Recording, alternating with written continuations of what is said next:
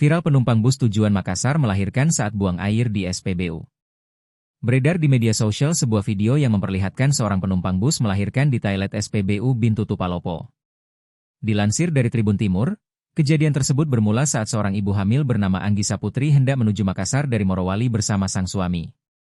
Saat melintas di kota Palopo, ia meminta pengemudi bus untuk memberhentikan kendaraannya di tempat yang memiliki toilet umum.